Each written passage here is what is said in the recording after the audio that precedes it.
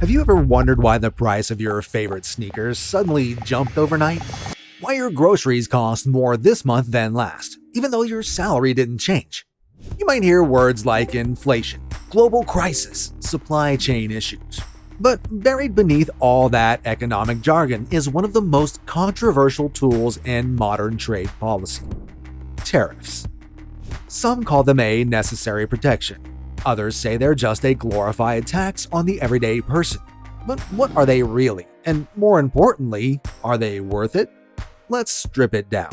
At its core, a tariff is simple. It's a tax placed on imported goods. Imagine this scenario.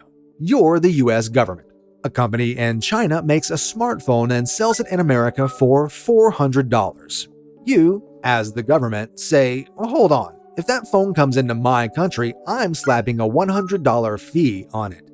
Now, that same phone sells for $500. And just like that, you've made it more expensive for Americans to buy foreign products. That's a tariff. But here's where it gets tricky.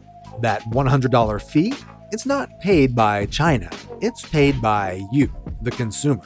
Yep, the moment you click buy, that extra cost gets passed down the line right to your wallet.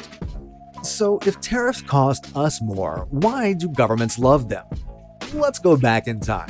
It's the late 1700s. America has just declared independence, and the young nation is looking to build its own economy. Factories are small. Workers are untrained. Imported goods from Europe are cheap and high quality. Without some protection, American industries don't stand a chance. So the government introduces tariffs to level the playing field. They make imported goods more expensive, hoping people will buy local instead. It worked for a while. Tariffs have always been about protection. Protecting jobs, protecting new industries, protecting national security. Even today, the logic goes like this. If we make it more expensive to import steel from China, American steelmakers can compete. They'll hire more workers, grow stronger, and boost the economy. Sounds noble, right? But here's the uncomfortable truth. Let's say you run a small business in Detroit. You make bicycles. You import aluminum from abroad to build your bike frames. One day, the US slaps a 25% tariff on imported aluminum. Suddenly, your costs skyrocket. You either raise your bike prices and lose customers, eat the cost and shrink your profits, or worse, lay off workers. Meanwhile, a customer in New York wonders why a bike that cost $600 last year now costs $750. The answer? Tariffs. You see, while tariffs are designed to protect producers, they often punish consumers. That smartphone, TV, or refrigerator you bought? It's more expensive not because the product got better, but because someone decided to tax it on the way in. Fast forward to 2018. President Donald Trump launches a trade war with China, using tariffs as his weapon of choice. Billions of dollars in duties were slapped on Chinese imports. Everything from electronics to furniture to washing machines. The goal? To pressure China into fairer trade practices, reduce the US trade deficit, and bring back manufacturing jobs. And in some ways, it worked briefly. Some companies shifted their supply chains. A few factories came back. The rhetoric was strong.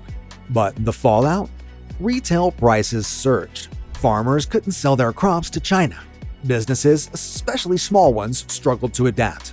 And China retaliated with its own tariffs. Suddenly, American products like soybeans, bourbon, and cars were facing huge barriers overseas.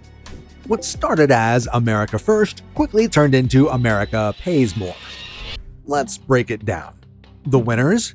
Big companies that already produce domestically. Certain labor sectors like steelworkers. Politicians looking tough on foreign nations. The losers? Consumers. Small businesses reliant on global supply chains. Exporters hit with retaliatory tariffs. Basically, most of us. Tariffs can create a short-term boost for a few industries, but over time they tend to raise prices, reduce choices, and stoke international tension. So the real question isn't whether tariffs work, it's who they work for. In 2018, the US imposed tariffs on imported washing machines. The idea?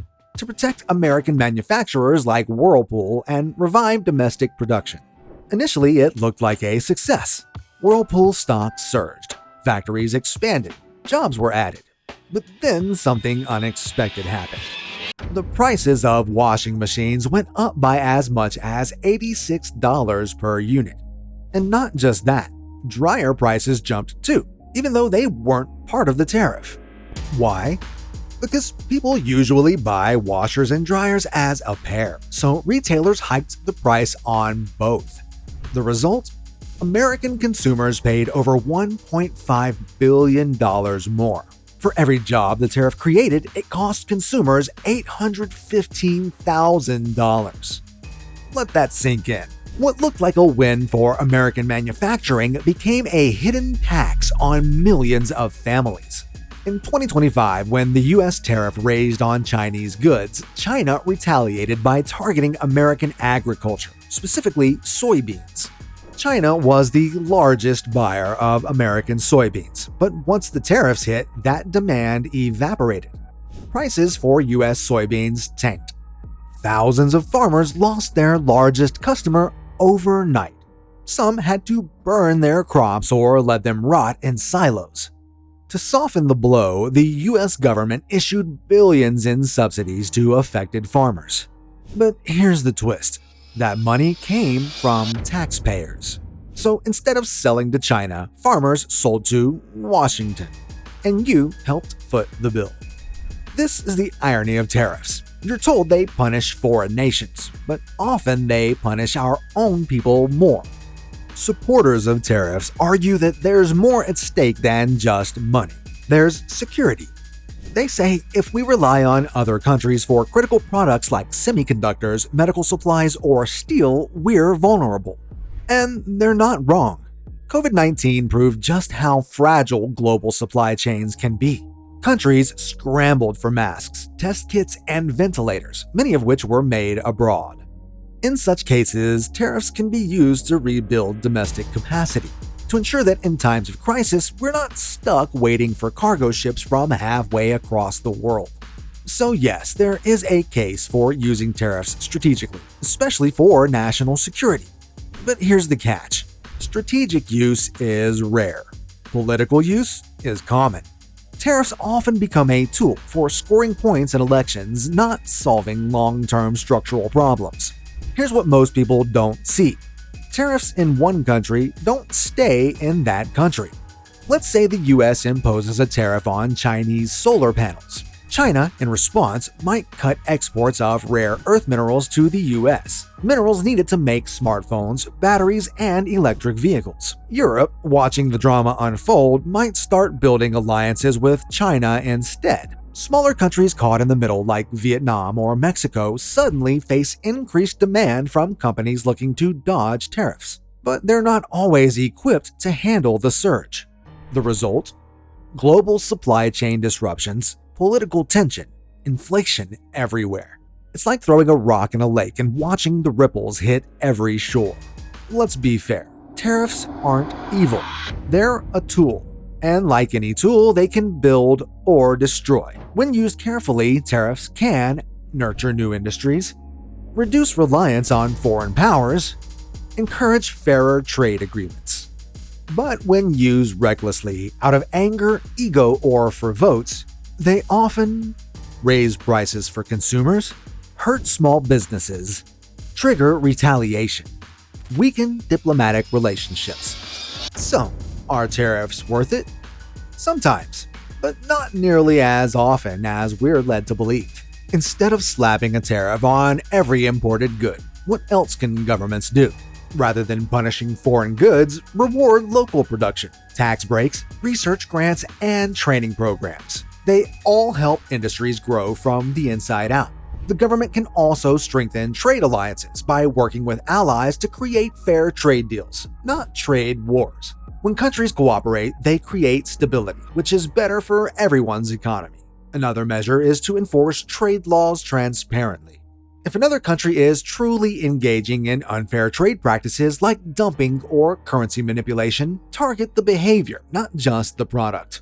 Now, what if buyers actually knew the cost of fast fashion, cheap electronics, and outsourced labor? Informed consumers make different choices without needing government intervention. In the end, tariffs aren't just a question of dollars. They're a question of values. They promise protection but often deliver pain. They speak the language of nationalism but create global consequences. And remember, what we pay for at the store is only part of the price.